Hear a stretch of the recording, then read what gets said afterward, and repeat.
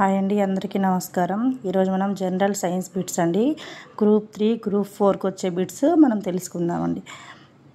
క్రింది వానిలో రసాయనిక మార్పులను గుర్తించండి. ఇనుము తుప్పుపట్టుట. మనకు తెలిసిన మూలకాలు సుమారు 106 నియాన్ పరమాణు భారం 20 కాల్షియం పరమాణు భారం 40. హైడ్రాజీరం అంటే పాదరసం.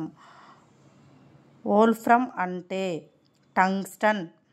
NH3 అణువులో మొత్తం పరమాణువులు 4.